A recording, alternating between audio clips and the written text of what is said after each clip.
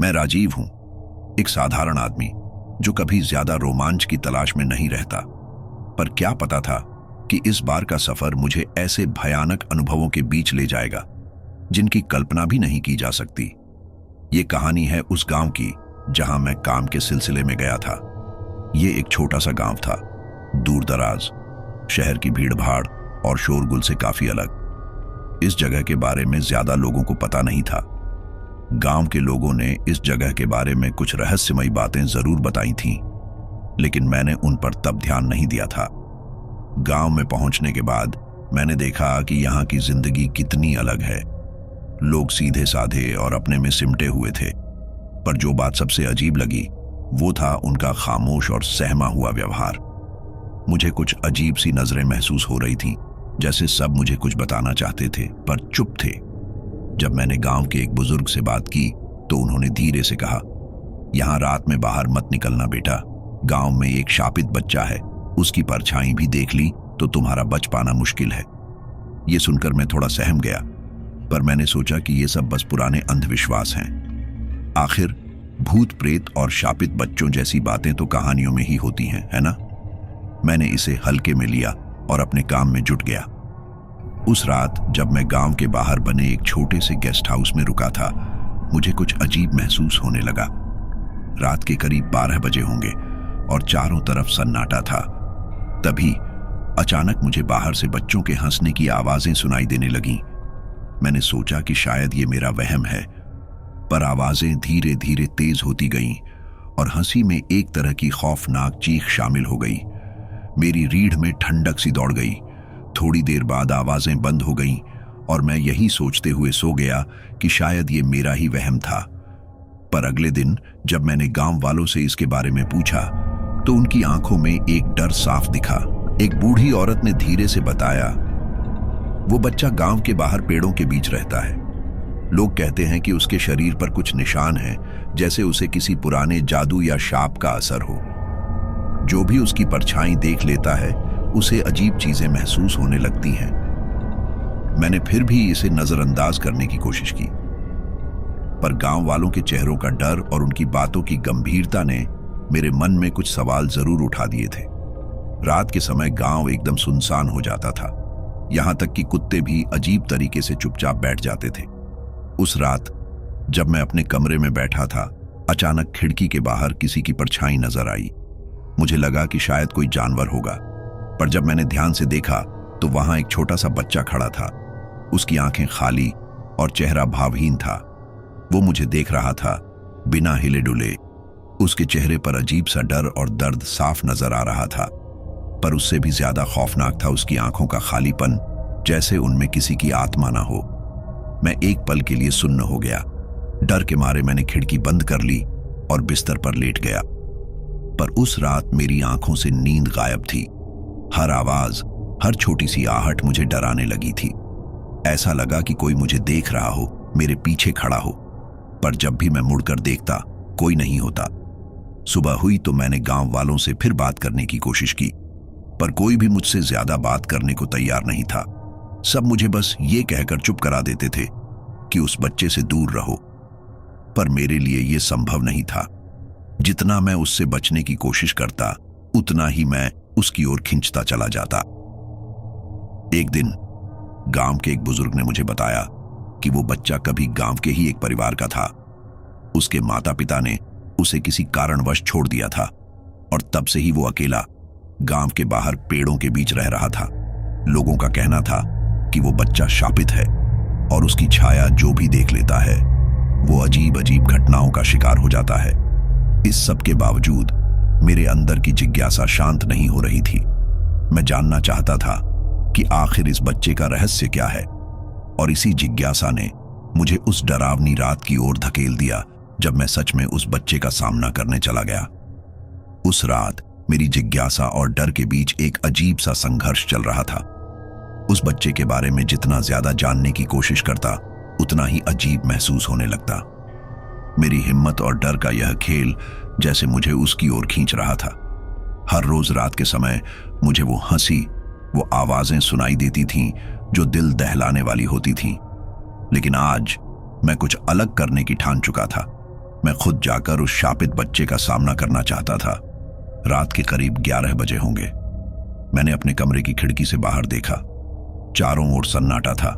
गांव में सब कुछ शांत और ठहरा हुआ दिख रहा था, पर मैं जानता था कि यह सन्नाटा धोखा है। मेरे मन में उस बच्चे को लेकर इतने सवाल थे कि मैं खुद को रोक नहीं पाया। मैंने अपनी टॉर्च और कुछ हिम्मत लेकर गांव के उस हिस्से की ओर कदम बढ़ाया जहां वो बच्चा अक्सर दिखाई देता था। मेरे कदम धीरे धीरे उस इलाके की ओर बढ़ रहे थे, पर दिल की धड़कनें तेज हो रही थीं। जैसे ही मैं पेड़ों के पास पहुंचा, वहां का माहौल अचानक बदल गया। ठंडी हवा चलने लगी और पत्तों की सरसराहट में अजीब सा डरावना एहसास था। टॉर्च की रोशनी भी उस अंधेरे को पूरी तरह नहीं चीर पा रही थी। तभी मेरी नजर एक परछाई पर पड़ी। वही छोटा बच्चा अजीब सा खड़ा था। उसकी आंखें टॉर्च की रोशनी में चमक रही थीं और उसके चेहरे पर वही खौफनाक शांति थी। उसकी आंखों में न कोई भाव थे, न कोई जीवन का संकेत, बस एक सन्नाटा सा था। मैंने कांपती आवाज में उससे पूछा, तुम कौन हो? तुम्हारे साथ क्या हुआ है? लेकिन वो बिना किसी प्रतिक्रिया के मुझे देखता रहा। उसकी आंखें मेरे मन में गहरे उतर रही थीं, जैसे वो मेरे सारे राज जान रहा हो। मैंने आगे बढ़ने की हिम्मत की, पर तभी अचानक उसके चेहरे पर एक अजीब सी मुस्कान आई जो मेरे रोंगटे खड़े कर गई। उसकी मुस्कान में कुछ ऐसा था जो किसी इंसान की मुस्कान जैसा नहीं लगा। मैंने देखा कि उसकी गर्दन पर कुछ अजीब निशान थे, जैसे किसी ने उसे कसकर दबाया हो। उसकी हाथों की उंगलियां घुमा हुई थीं और ऐसा लगा कि वो मुझसे कुछ कहना चाहता है, पर कोई आवाज नहीं निकाल पा रहा है। मेरे शरीर में एक सर्द सिहरन सी दौड़ गई। उसके चेहरे की वो भावहीन मुस्कान और उसकी आंखों का खालीपन मेरे दिल को दहला गया। उसकी मुस्कान धीरे धीरे गायब हो गई और उसने अपनी उंगली से पेड़ों की तरफ इशारा किया। मैं थोड़ा हिचकिचाया, पर उसके इशारे का मतलब समझने की कोशिश की। वो मुझे जैसे किसी जगह ले जाना चाहता था, पर मैं समझ नहीं पा रहा था कि क्यों। मैंने सोचा कि शायद वो मुझे किसी ऐसे रहस्य के बारे में बताना चाहता है जो किसी को नहीं पता। मेरे कदम धीरे धीरे उस दिशा में बढ़ने लगे जहां उस बच्चे ने इशारा किया था। पेड़ों के बीच से गुजरते हुए मैं उस इलाके में पहुंचा जो गांव के लोगों के लिए मना था। ऐसा कहा जाता था कि इस इलाके में कई अजीब घटनाएं होती थीं, पर आज मैं खुद को किसी तरह से रोक नहीं पा रहा था। हर कदम के साथ मेरी घबराहट बढ़ रही थी, पर साथ ही साथ मेरा दिल मुझे आगे बढ़ने के लिए भी कह रहा था। जैसे ही मैं उस जगह के करीब पहुंचा, मुझे एक अजीब सी दुर्गंध महसूस हुई। ऐसा लगा कि वहां कुछ सड़ रहा हो। मैं रुक गया और चारों ओर देखने लगा। तभी मेरी नजर एक छोटे से टूटे फूटे घर पर पड़ी जो पेड़ों के बीच घिरा हुआ था। घर की हालत जर्जर थी, मानो कई सालों से किसी ने उसका ख्याल न रखा हो। दीवारों पर काले निशान थे, जैसे किसी ने जानबूझकर उन्हें जलाया हो। मुझे लग रहा था कि मेरे कदम थम जाएंगे, पर न जाने कौन सी ताकत मुझे उस घर के अंदर खींचे ले जा रही थी। जैसे ही मैंने दरवाजा खोला, अंदर का नजारा देखकर मेरी सांसें थम गईं। वहां दीवारों पर छोटे छोटे हाथों के निशान थे और फर्श पर खून के धब्बे साफ दिखाई दे रहे थे। कमरे के बीच में एक पुरानी लकड़ी की झूले नुमा कुर्सी थी जो धीरे धीरे हिल रही थी। मुझे एहसास हुआ कि शायद ये वही जगह है जहां उस बच्चे का कुछ भयानक हुआ होगा। कमरे में घुसते ही मेरे शरीर में एक अजीब सी ऊर्जा महसूस हुई, जैसे किसी ने मुझे घेर लिया हो। अचानक मुझे अपने पीछे किसी के होने का एहसास हुआ। मैंने मुड़कर देखा तो वहां वही बच्चा खड़ा था, बिना हिले डुले। उसकी आंखों में अजीब सी चमक थी और उसके चेहरे पर वही भावहीन मुस्कान थी। मुझे लगा जैसे वो मुझसे कुछ कहना चाहता है, लेकिन कुछ रोक रहा है। क्या हुआ तुम्हारे साथ? मैंने कांपती हुई आवाज में उससे पूछा। उसने धीरे से मेरी ओर देखा और फिर अपनी आंखें बंद कर लीं। तभी अचानक कमरे में ठंडी हवा चलने लगी और दीवारों पर अजीब सी छायाएं उभरने लगीं। ऐसा लगा जैसे वो बच्चा मुझे अपने साथ हुई सारी घटनाएं दिखा रहा हो। मुझे अपने चारों ओर अजीब सी आवाजें सुनाई देने लगीं, किसी के चीखने की, किसी के रोने की और किसी के मदद की पुकार की आवाजें गूंज रही थीं। मेरे अंदर जैसे कोई डर बैठ गया था और मैं हिल भी नहीं पा रहा था। मेरी आंखों के सामने वो बच्चा अचानक गायब हो गया और कमरे में सिर्फ उसकी छायाएं रह गईं। उस रात मेरे अंदर का डर और जिज्ञासा दोनों चरम पर थे। मैंने कभी सोचा नहीं था कि मेरे कदम मुझे यहां तक ले आएंगे, लेकिन अब जैसे कोई अदृश्य ताकत मुझे अपने नियंत्रण में लिए हुए थी। मेरी पूरी कोशिश थी कि मैं इस भयानक घर से बाहर निकल सकूं, लेकिन कमरे की हर चीज मुझे अपने भंवर में घसीट रही थी। उस कमरे में कुछ तो ऐसा था जो दिल दहला देने वाला था। मैं खुद को स्थिर रखने की कोशिश कर रहा था, लेकिन अंदर से जैसे सब कुछ टूट सा रहा था। उस बच्चे की छाया कमरे में रह रहकर उभर रही थी। उसकी आंखें, उसकी मुस्कान, उसके चेहरे की भावहीनता, यह सब मुझे पागल कर देने के लिए काफी था। मैंने अपने दिमाग को ठंडा रखने की कोशिश की, पर मन में सवाल उमड़ घुमड़ रहे थे। मैं सोच रहा था कि उस बच्चे के साथ आखिर ऐसा क्या हुआ होगा जो उसकी आत्मा यहां फंस गई है। कमरे में रह रहकर आवाजें गूंज रही थीं, कभी किसी के रोने की, कभी चीखने की, तो कभी किसी के मदद की पुकार। ये आवाजें मेरे दिल में जैसे तीर की तरह चुभ रही थीं। मेरा सिर भारी हो गया था और आंखों के सामने धुंधला सा दिखने लगा था। ऐसा लग रहा था कि जैसे मैं अतीत की किसी भयानक घटना में फंस गया हूं। तभी मुझे सामने की दीवार पर एक और अजीब सी चीज दिखाई दी। दीवार पर किसी ने बच्चों की पेंसिल से खींचे हुए चित्र बनाए हुए थे। उनमें एक औरत और एक बच्चा था। बच्चे के चेहरे पर डर और उदासी के भाव साफ नजर आ रहे थे। उस चित्र को देखते ही मेरे दिल में जैसे कुछ टूट सा गया। क्या यह वही बच्चा था जो आज भटकता हुआ मुझे दिखाई देता है? मैंने उस दीवार के पास जाकर और ध्यान से देखा। उसके नीचे छोटे छोटे अक्षरों में कुछ लिखा हुआ था जो धुंधला हो चुका था। किसी तरह से मैंने उस पर लिखा हुआ पढ़ा, मां, मुझे यहां से निकालो। ये शब्द मेरे रोंगटे खड़े करने के लिए काफी थे। इस एक वाक्य में उस बच्चे की पूरी व्यथा छुपी हुई थी, उसकी दर्द भरी पुकार जो शायद उसकी मां तक कभी पहुंच नहीं पाई। मेरे मन में उस बच्चे के लिए सहानुभूति जागने लगी। मुझे लगा कि वो अपनी मां के प्यार के लिए तरस रहा था, लेकिन न जाने किस कारणवश उसकी आत्मा यहां भटक रही थी। तभी मेरे मन में एक ख्याल आया, क्या उसकी मां ने ही उसे इस हालत में छोड़ दिया था, या फिर उसके साथ कुछ ऐसा हुआ था जो उसे इस हाल में पहुंचा गया। जैसे ही मैं यह सब सोच रहा था, मेरे कानों में फिर से एक धीमी सी आवाज गूंजने लगी। वो आवाज उस बच्चे की ही थी। उसने जैसे मुझे इशारा किया कि मैं घर के पिछले हिस्से में जाऊं। मैंने उसकी आवाज का पीछा किया और उस जर्जर कमरे से बाहर निकलकर घर के पिछले हिस्से की ओर बढ़ा। पीछे का हिस्सा और भी अंधेरा और डरावना था। वहां एक पुरानी टूटी हुई खाट पड़ी थी और उस पर कई बरसों की धूल जमी हुई थी। उस खाट के पास एक पुरानी सी ट्रंक रखी हुई थी। मुझे लगा कि शायद उस ट्रंक में कुछ रहस्य छुपा हो जो उस बच्चे की कहानी को उजागर कर सके। मैंने धीरे से उस ट्रंक का ढक्कन खोला। उसके अंदर एक पुरानी सी गुड़िया और कुछ कागज के टुकड़े पड़े थे। गुड़िया का चेहरा धुंधला हो चुका था और उसकी आंखें भयानक तरीके से चमक रही थीं। ऐसा लग रहा था कि वो भी इस बच्चे की तरह किसी दर्द और रहस्य को समेटे हुए है। गुड़िया के पास पड़े कागज के टुकड़ों में से एक को मैंने उठाया। उस पर किसी बच्चे का हाथ से लिखा हुआ था, मां, मुझे यहां से ले चलो, मुझे बहुत डर लग रहा है।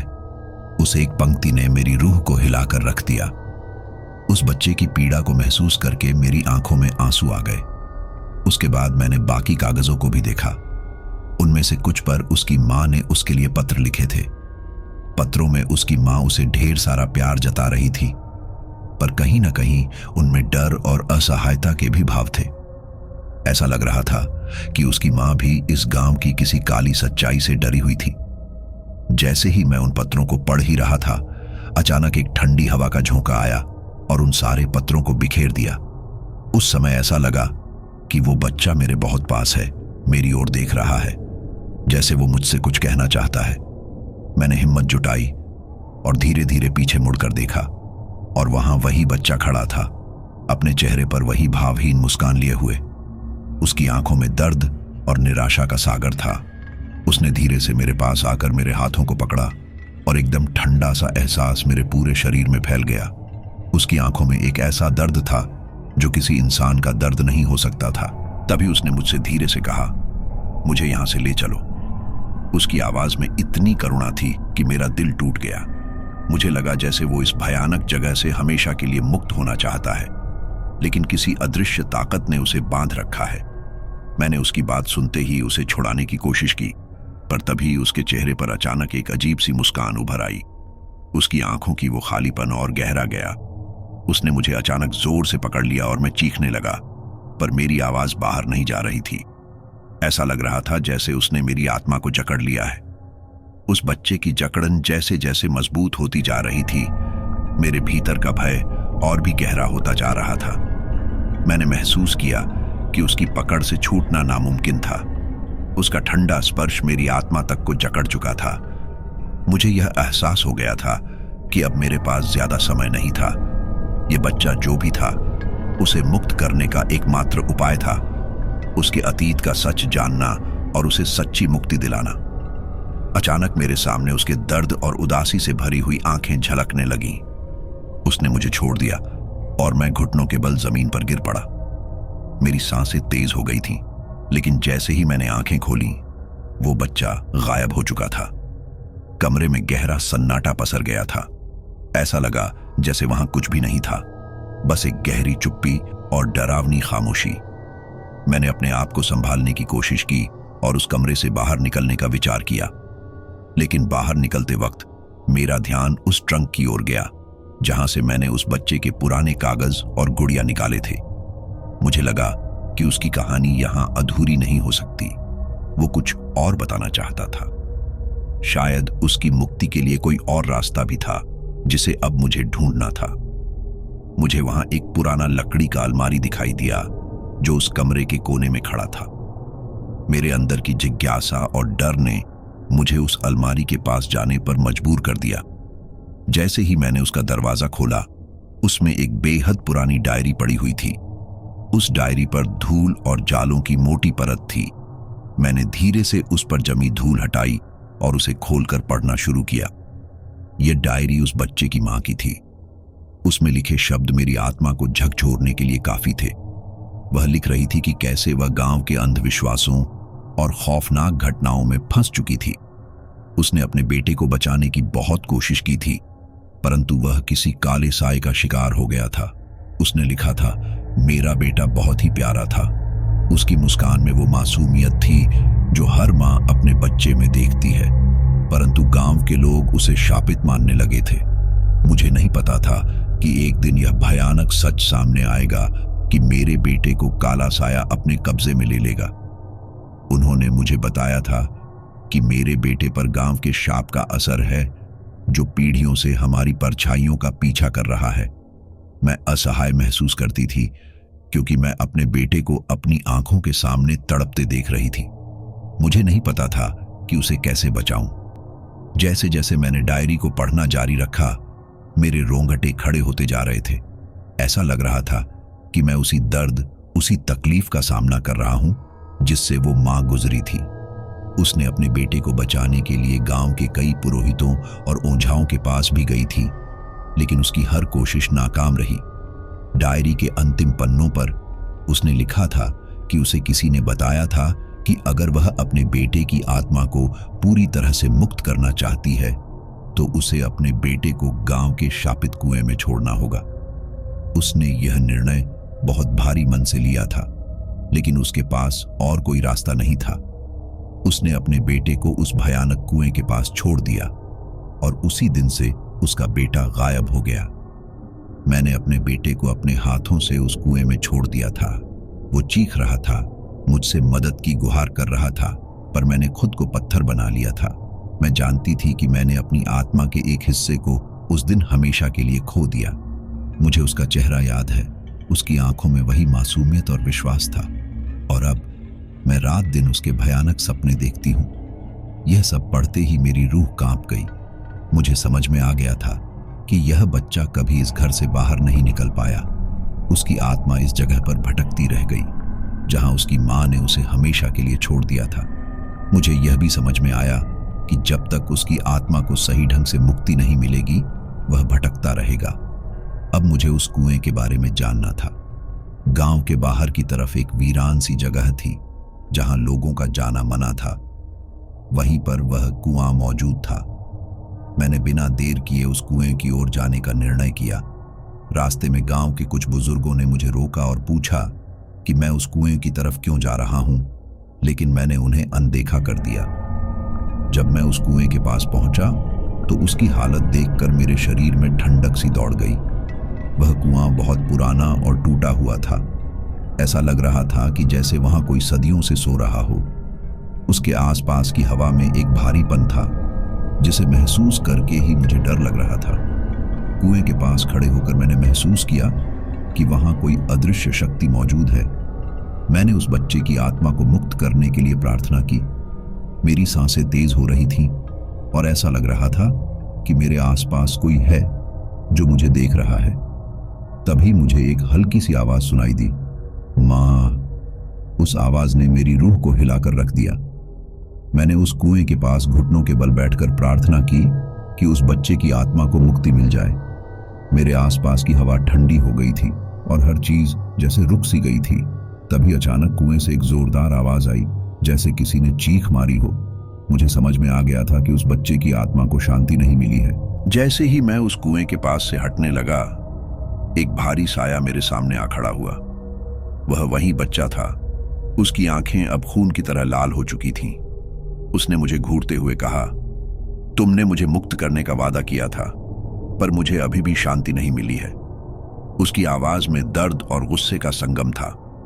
मुझे लगा कि अब मेरा अंत निकट है। मैंने अपनी पूरी हिम्मत जुटाकर उससे माफी मांगी, लेकिन उसकी आंखों में अब कोई ममता या मासूमियत नहीं थी। उसने एक भयानक मुस्कान के साथ अपने हाथ मेरी ओर बढ़ाए। जैसे ही उसने मुझे छुआ, मेरी आत्मा एक अजीब से डर और दर्द के भंवर में फंस गई। मुझे महसूस हुआ कि मैं उसी शापित बच्चे की आत्मा में समा गया हूं। उसके बाद सब कुछ अंधेरा हो गया। जब मैं जागा तो खुद को उसी घर के एक पुराने कमरे में पाया। अब मैं खुद उस बच्चे की जगह ले चुका था और मेरी आत्मा उसी तरह इस घर में भटकने के लिए अभिशप्त हो गई थी।